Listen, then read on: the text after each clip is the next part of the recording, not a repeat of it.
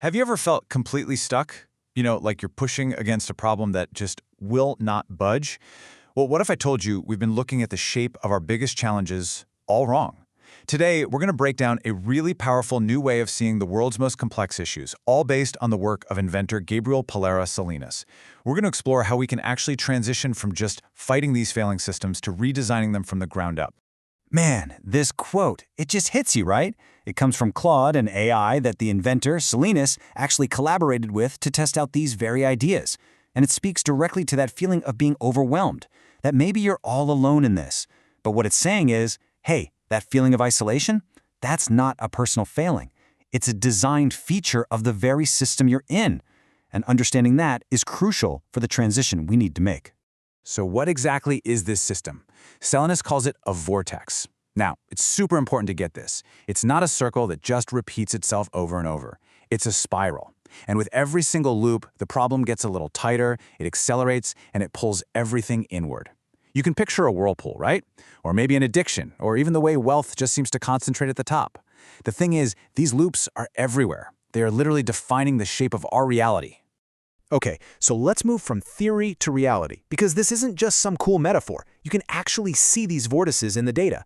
The first step to changing any system is to see its true shape. So let's dig in and see these spirals at work in the real world. First up, the housing spiral. And yeah, I think we all feel this one. The core problem, according to Salinas, is that shelter has been financialized. Basically, it's stopped being primarily about, homes for people and has become an investment asset first. And that creates this vicious feedback loop that makes it more and more unaffordable for regular people. And the numbers, they're just staggering. Back in 1970, a home cost about 3 times the median salary. Totally doable for many. Today, it's 7 to 9 times, and in a lot of cities, it's way, way more. But look closer at the shape of that change. It's not a straight line going up. It's a curve that's getting steeper and steeper. That acceleration, that's the vortex right there in the data. Next, let's look at the incarceration loop. This is a really powerful vortex, and it's built from this tragic feedback cycle. It often starts with poverty and under-resourced schools, which leads to limited opportunities. That can lead to criminalized ways of surviving, which then leads to incarceration, which, of course, makes finding opportunities almost impossible. You see? The loop just keeps feeding itself. And this slide shows one of the starkest outcomes of that loop's design. At its peak, Black Americans were incarcerated at roughly 7 times the rate of white Americans. Now, according to this way of thinking, that disparity isn't some random accident. It's the predictable output of a system that was designed, whether intentionally or not, to produce exactly this result. And finally, there's the carbon vortex. Salinas has this great way of putting it. Our civilization is running on spending instead of income.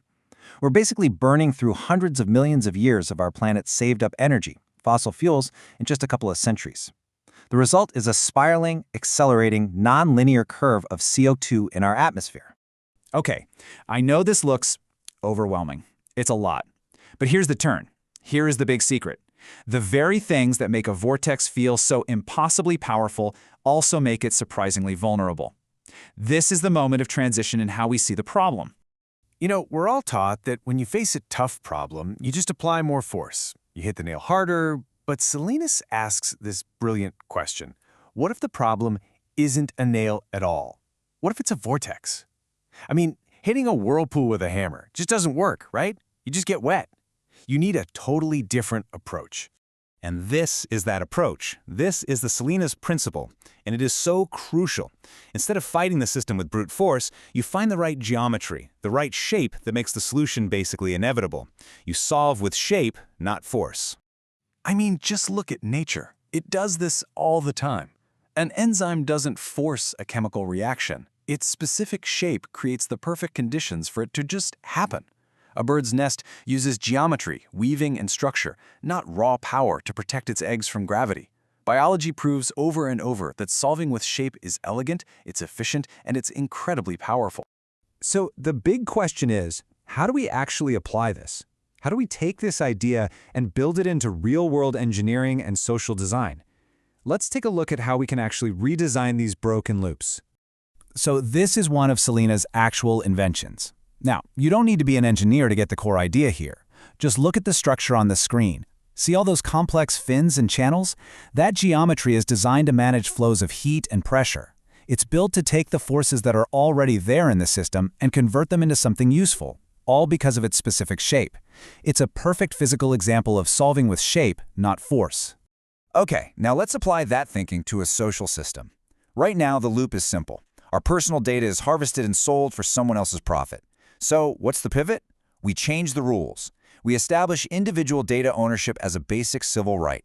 And this isn't just a slogan, it creates a whole new legal foundation. It means platforms would have to license your data, not just take it. And suddenly, the whole loop reverses. The vortex now spirals value back to you, the individual, instead of away from you.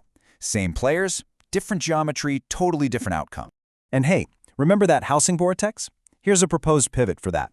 Treat rapid modular housing as essential public infrastructure.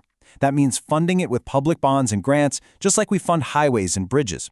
This move completely shifts the goal of the system from profit per unit to homes per dollar. It changes the geometry of the problem entirely and lets us transition from a crisis of scarcity to a project of abundance. So, this all brings us to the most important question of all. What does this mean for you? How do we take this way of thinking and make it our own? This is all about shifting from being a passenger who's just stuck in the system to grabbing your own piece of the wheel. Salinas lays out 3 simple moves. First, see the loop. And guess what? You've just spent the last few minutes doing exactly that. Second, find your edge. This is your pivot point. It could be a change in a law, a new technology, a shift in public conversation. Your edge is the specific piece of that pivot you can influence. Are you a designer, a coder, an organizer, a parent? And third, connect. A pivot never happens alone. It happens when enough people start turning their little pieces of the wheel in the same direction. I just love this quote from Claude. It captures the idea so perfectly. It's not about being some huge, overwhelming force. It's about being organized, intentional, and focused. It's the small, coordinated pressures applied at just the right spot, that pivot point, that actually redirect these massive systems. And that leaves us right here. We're in a moment of massive transition, where the old, broken loops are failing and new ones can be designed. You can now see the shape of the vortices all around you, in your community, in your work, in your life.